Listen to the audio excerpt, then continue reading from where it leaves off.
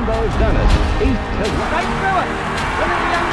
Records are smashed at Lang Park when over 35,000... recent than that, it was 1978. Canaru's into space, and inside ball back to Butterfield. They won't stop.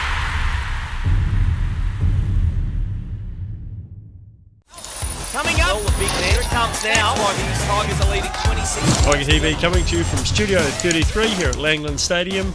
I'm joined this week by my co-host James Cheeseman, and we're welcoming two of the new Tigers players for 2016 to the family. Joined tonight by Daniel Foster and Shane Gillham. Guys, welcome to the Tigers. Cheers, thanks for having us.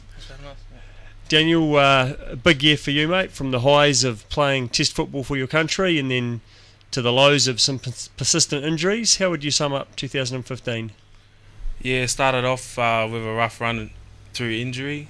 Missed a fair bit of footy at the start of the year, but was lucky enough to get back in the New South Wales Cup and eventually earn a spot in the Tonga team towards the end of the year. So yeah, it was a bit up and down, but yeah, good to finish the way I did. Fantastic. And you finished very successfully with the Tongan team. You got a win over the Cook Islands and secured a place in the World Cup. Yeah, it was a good win. I guess we're very lucky. We were only playing a second string Cook Island team, but yeah, we had a good team ourselves, and yeah, the boys played well. And got away with the win. And what's the next part of the program for Tonga? Where do you guys go from here in terms of upcoming matches? There's a test, I think, in May next year.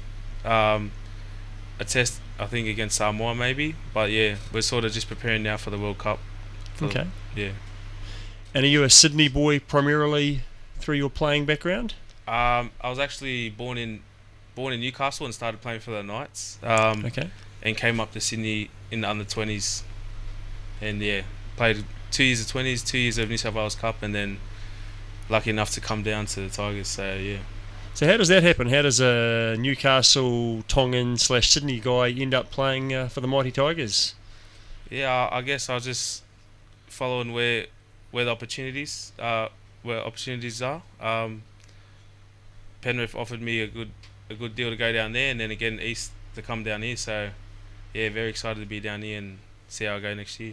Fantastic. And for people who maybe don't know a lot about your career or haven't seen a lot of you playing, what kind of halfback are you? What style of play are you going to bring to the team? I like to think more of a direct halfback. Like to play straight and square. Sort of control the boys, so telling them what to do. I like to lead with my talk, sort of thing. But yeah, that's how I sort of see my game. Okay, fantastic. Well, it's good to have you with us, and we look forward to seeing you on the paddock in the months ahead. Cheers, thanks, mate. And Shane, welcome to the Tigers, mate. Thanks for having me. Similar story for yourself, really. You're a boy from WA. You spent some time with the Gold Coast MIC team, and then played a bit for Tweed Heads in the Intrust Super Cup last season. How do you end up at the Tigers? Yeah, same situation basically. Just got opportunity, I think, from Scotty. Said sort of wanted me to go, and then just sort of met up with the club, and then sort of liked the system and the professionalism, and then decided to sign up. So. And you're part of the South African international program as well? Yeah, I was over there in October. We had a crack at Lebanon. Didn't qualify, unfortunately, but I think the league's just starting over there. Last couple of years, I think it will develop once more for the union boys jump on board. But yeah. So you South African born? When did you come to Australia? What age? Yeah, I was born in South Africa.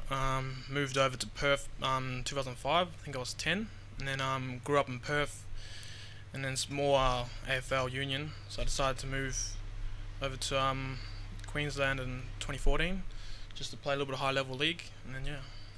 So you moved to Brisbane at that stage? Yeah, 2014 moved to Brisbane. Yeah, to play. I just played for Souths, Colts. And okay. Yeah. And then into the Titans NYC program. What was that like? Yeah, it was pretty good there. Learnt a lot from just from the coaches and stuff like that. Professional program, just being at the NRL and stuff like that, and just try to sponge as much as I can. Just trying to get up through the ranks. So yeah. Okay, and I guess question to both of you really, did you know many of the guys from the club before you came on board? Had you played some of the guys or met some of them before? Yeah, I knew a couple of boys that played here previously. Mahe Whenua from Yep. the Melbourne Storm. Yeah, I actually spoke to him in Song Camp, and he's said some good things about the club, and Mitchell Garbutt as well. He was Okay. here a couple of years back. Yeah, Big Mitch, yeah, we remember him fondly. yeah. He's a nice he was. guy. I played with him in Newcastle, so yeah, a few of the boys I knew previously.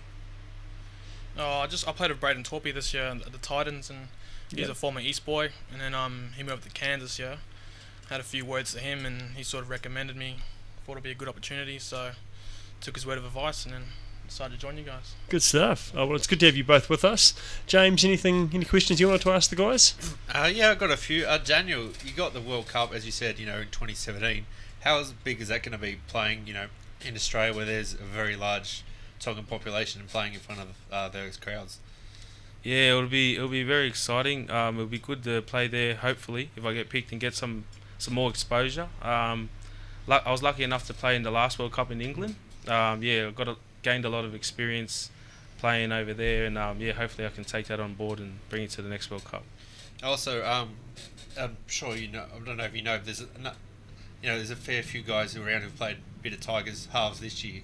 So how do you think you're going to handle that situation, trying to compete with those guys playing for the Interest Cup Super spot? Yeah, there's a lot of talent here. I guess I just got to worry about my own game. Just train hard, head down, just work on my game, and hopefully I'll work my way into the team. I guess the question for both of you: Do you have any ambitions to play NRL? Maybe not this year, but further down the track, or are you just happy to be playing Interest Super Cup at the moment? Yeah, no, definitely for me it was sort of taking a step backwards to try and take a step forward. I've still got ambitions to play NRL, wherever it be. But yeah, I'm definitely keen to keep going. Yeah, I think it's the same for me. You got to set a goal, sort of keep working towards it, and just keep striving away, and keeps you motivated and stuff like that. So yeah. So was it Shane? Was it? Sorry. Yeah, Shane. Okay, Shane. How does a guy from South Africa living in Perth end up playing rugby league? How does that work? It was a little bit of a weird situation. I was at primary school one day, and one of the boys there told me to come down. Thought it was rugby union actually, and ended up playing league. My parents were thinking, "What the hell is this?" And then played that, and then I went back to union. But then I came back when they had the SG ball. Okay. So I came back to the league system. So you played for the Reds when they played SG ball. How did you find that, travelling pretty much every second week, halfway across the country to be playing in the New South Wales Cup or New South Wales SG ball competition? How was that? Yeah, it's pretty tough. I was only like 17. Still at school, juggling all that stuff. I think we had to fly about Friday mornings, 4 a.m. every time, 5-hour flight every time. So it's a little bit hard, but just gotta get on your prep and stuff like that. And then too bad. Just finally, I think for you, Shane, rugby league in Perth. Do you think they deserve a team? They talk about expansion. Do you think WA's ready? I think they're definitely ready. They got about 8 clubs over there, and then if they get a team, I think they got the backing from the local community and stuff like that, and got the money.